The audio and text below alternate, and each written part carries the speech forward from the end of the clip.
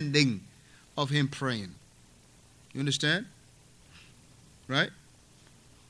So therefore, aqil, that the person has to be what? Has to be sane. He has to be mentally sane. He cannot be somebody that is mentally challenged. He has to be sane. Thalithan, he is to be a free person. He has to have hurriya. He is to be a free person. He cannot be someone that is a slave. He cannot be a slave. But here is a nuqta that is important for all of us to understand. When we're talking about slavery in Islam, it is not like how some of the tribes, they have this different caste in there, and it is, oh, so and so he is a slave, so and so he is a noble, so and so he is from the shurafa, so and so he is from the slaves. La. But we're talking about the slavery in Islam, right? Meaning, and that happened by way of two ways. Whether it is something that is inherited, right? Let's say somebody, barakallahu fikum, father had some slaves that he got whatever from, that he either bought them from someone that based on the jihad, he captured them, and barakallahu fikum, meaning from the disbelievers, he captured them, and from that he has ownership of them. And then the father died, the next one in charge comes, and he is the owner of the slaves. But amma the tribes, that how it is done now, it is based on the work division. It is based on what type of work is the individual doing. And you find in many of the tribes, I'm going to speak of what I know in the African tribes, you find that in many of them, let's say this individual, his last name is this, he is from the noble ones. That one, his last name is that, he is from the slaves. Not based on nothing regarding to how slavery is being achieved or how it is being agreed in Islam, but rather it is all based on what? Based on the individual. His last name is this and his last name is that. So automatically he's a slave, or automatically he's a person that is a free person.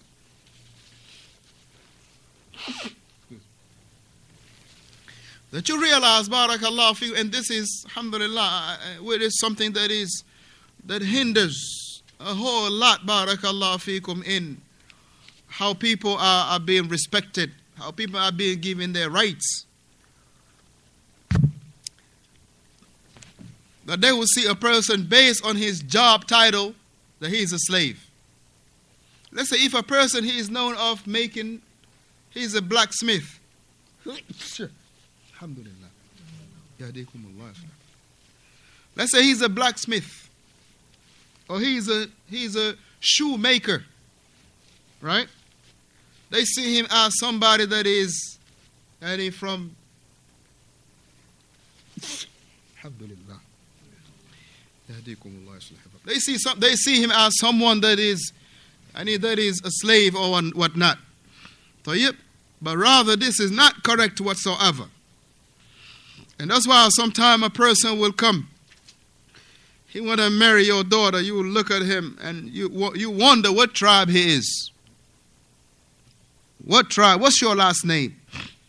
Ask you what's your last name. It is to figure out what is are you from the shurafa, or are you from the lower than nothing? And it doesn't matter how righteous the person is.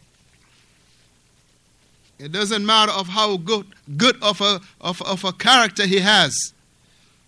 You don't care about that. They care about, what is your last name, Mustafa? Brown. They ain't gonna marry your daughter. Why? Because he's brown. What is your last name? They say his last name is Johnson. Oh, okay, he's Johnson. We're going to marry him our daughter. Based on what? Based on he is from the noble ones, or based on he is from the slaves. Do you have that in Ethiopia? Huh? Yeah. Huh? Oh, that's why you're laughing at me. Huh?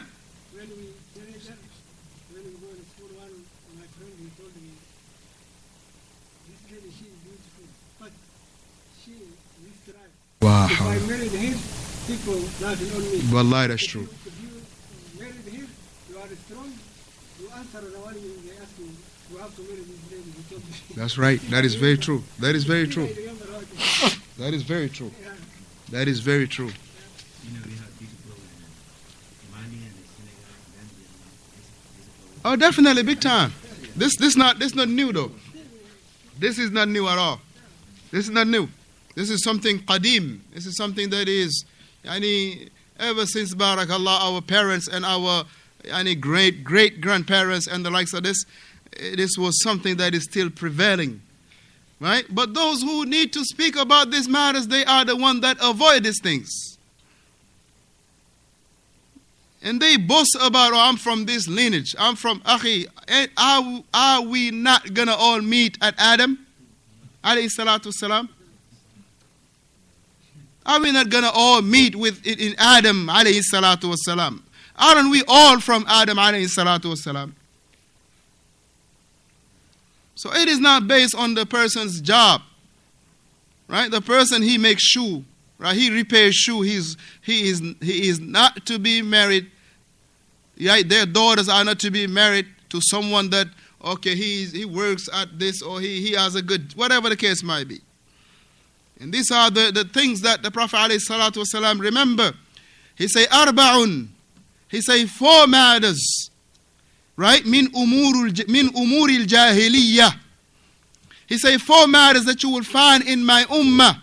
They are from the trails and the characteristics of the jahiliyyah. La yutrakuhunna. That they will never be abandoned. Al-fakhru fil ansab. One of them, barakallah, a person boasting about his what? His lineage.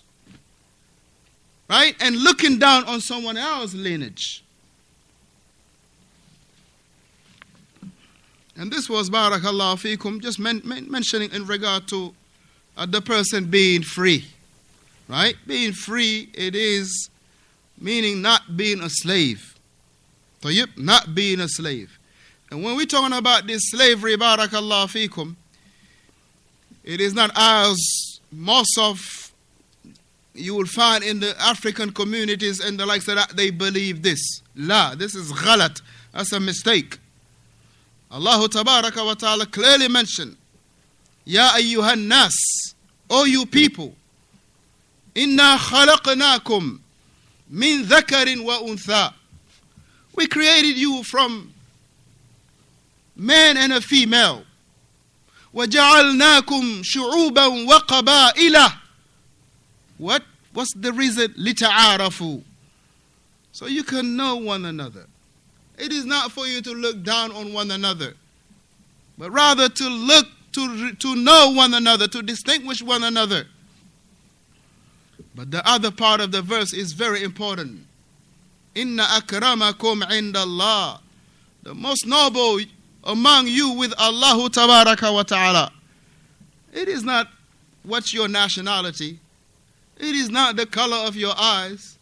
It is not the color of your skin. It is not how curly your hair is or how nappy it is.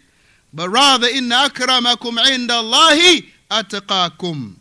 The one that is the most noble with you in Allah ta'ala subhanahu wa ta'ala, as in Allah, in front of Allah, is the one that fears Allah, the one that is more dutiful to Allah tabaraka wa ta'ala. The Prophet alayhi salatu wasalam clearly said, if a person comes and you are pleased with his deen and his khuluq, you are pleased with his religion, and you are pleased with his mannerism, his ways of doing things, his mannerisms, he say, marry him. Marry him.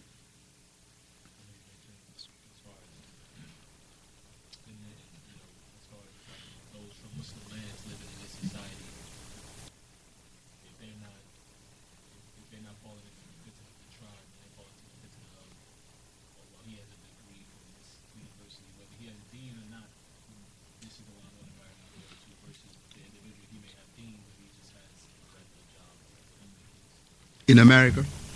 No. As far as those that come from a Muslim. The foreigners. Yeah, that's the foreigners. That's the word. Actually, that's they imported it from wherever we came from. That's back there too. You don't marry an individual based on their deen or their akhlaq. Or you marry them based on how much money they have. Or based on what passport they carry. You marry somebody that came from America just because you want your daughter to go to America. Or you seen a way out for it. Oh, okay, in America it's the dollar bill is like a tree. And on everybody else's backyard there's a tree that, you know, that it's a dollar tree. Right? For them it is as easy like that. So the third condition of the muhsan is to be a free person. To be a free person.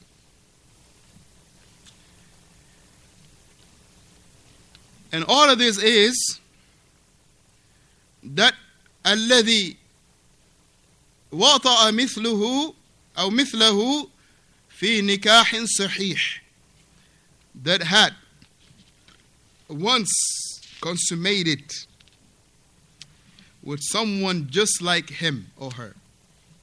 So we mean what? Meaning someone just like him or her. Meaning someone that is baligh, someone that is aqil, and someone that is free. If someone has this and he consummated based on a valid marriage, he consummated, the word consummated, important. He consummated with someone that had the same condition with a valid marriage. He say, from that, barakallahu fikum, he say, وَبِهَذَا يُمْكِنْ أَنْ يُقَالْ, and from that we can say that these are the conditions of being a muhsan, meaning someone that is considered to be already married or married. طيب.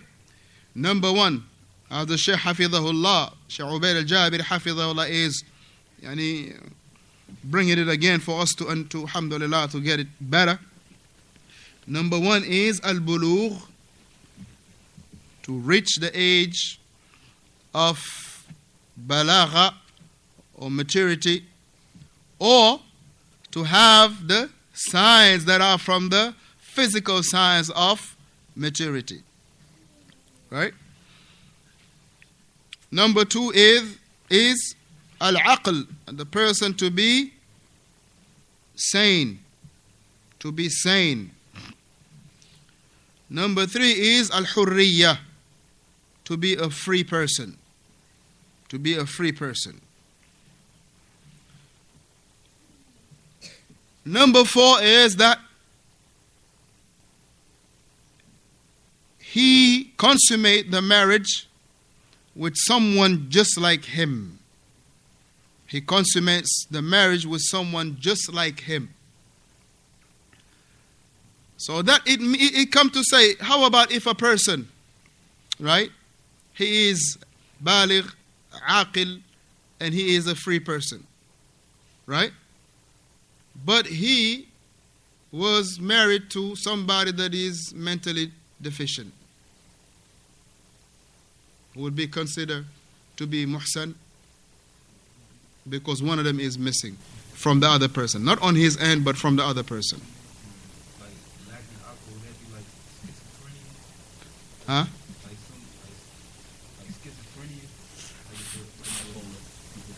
schizophrenia? No. Because at one point they will be reasonable. At one point they will have their intellect with them. But this is someone that his intellect is gone. Right? By